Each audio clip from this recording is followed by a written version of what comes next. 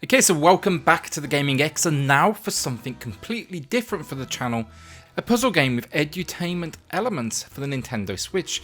Now before you do click away thinking it's a kid's game, that might not be the case, so stick around, hear me out on this one.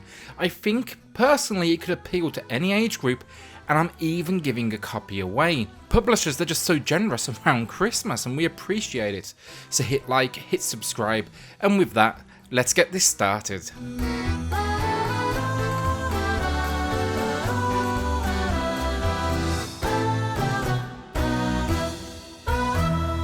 So quickly, let's get story out of the way, and there isn't really one as such, but what we do get here is to follow the Walker family on their vacation through Paris, learning about famous historical locations, answering quiz questions, and of course, finding as many collectibles as possible along the way, because a cute game just can't exist without a collectathon in there somewhere.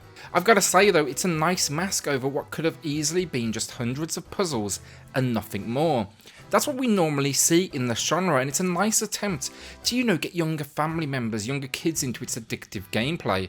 The Walker family that we follow, they make for a great addition to the gameplay for those younger family members who can then play along, take control, learn a little something too, and also just simply enjoy it alongside you. Okay, so gameplay on this one, it's nonogram puzzles, or Picross as I personally know them.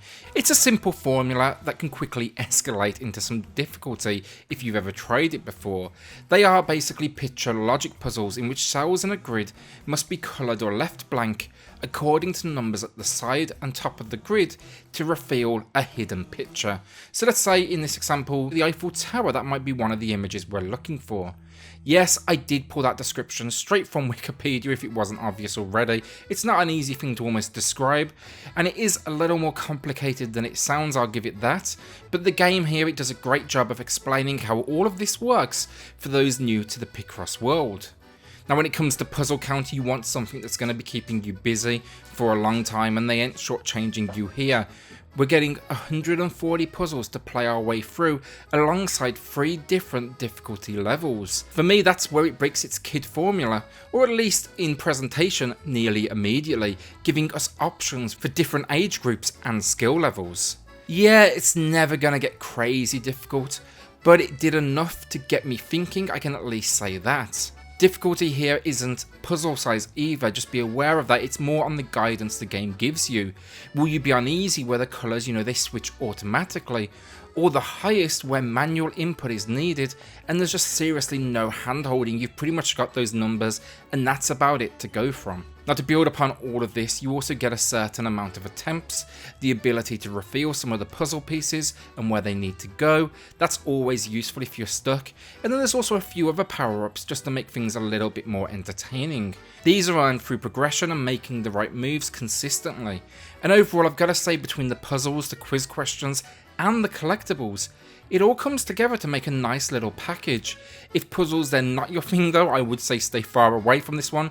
This game just doesn't change once, it's all Picross and that's it, so yeah, don't like that, do not buy this. The quiz elements, the collectibles, they're minor in comparison content wise, so I wouldn't come only looking for that. Now I will say personally I'm a fan of this type of puzzler, so it definitely worked for me, but you should also know there's a decent amount of Picross games out there on the Switch, and a lot of them do come in cheaper. Travel Mosaics, it's $10 for 140 puzzles. Recently though we got Nonogram's Prophecy for $4, and that's got 380 puzzles. It's got a pretty cool kind of like Roman-esque theme to it. Pix Pieces, that one's $8, but again, over double the puzzles at 320. And then my personal first choice for Picross S3. This one, it is $10, it's the same price, but it's a great looking game, and again, it's got a ton of content. It doesn't have any of the cartoons, any of the kind of mini story, but what it does have is 480 puzzles. It's insane. That one's going to keep you going forever, and I turn to that one a lot actually on my Switch Lite, especially when I'm traveling. So what I'm trying to say here though is, yes, 140 puzzles, it's not bad at all. I think it's fair to say a huge amount of content, but there is still bigger out there. It just depends on what elements you're really looking to put together. But also then it's going to be really good for newer players to the Picross kind of genre. It does a great job of explaining how all of this works. It really does hold your hand in those beginner levels, but you can ramp the difficulty very easily as you progress in your skill.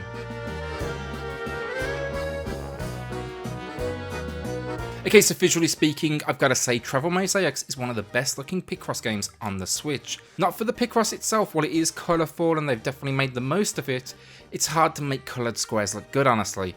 But then we've got the world it's all based within, and I really liked it. It just throws colourful characters and worlds at you, and it just never lets up, from those famous locations.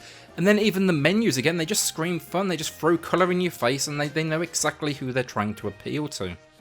All of it, it's a very difficult thing to do in my opinion with Picross, but somehow they've brought the two visual styles together and it actually works really well.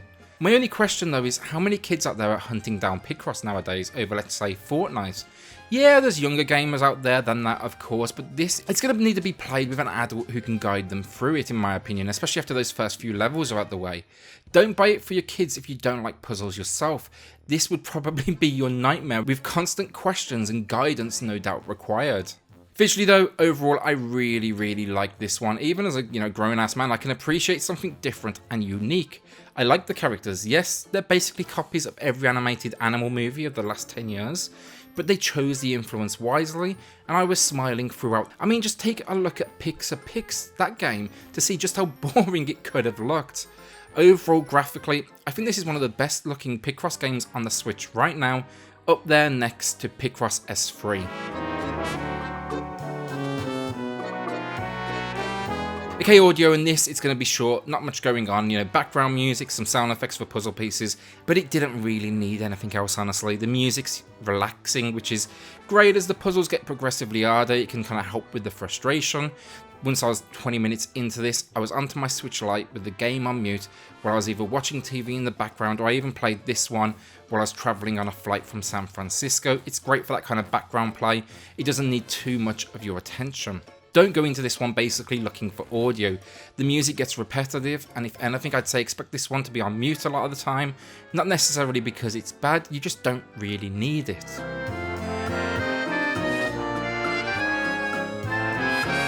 Okay, so the final verdict. First off, I don't have kids, and I do think that is an element here.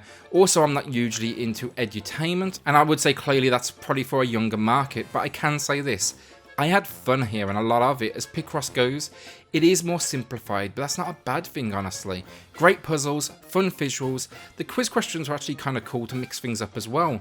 For me, today I'm giving this one a 7 out of 10. It's a good experience, but I think if you like edutainment and those kind of Parisian questions, or even have kids who might be interested, you can easily bump this one up to an 8.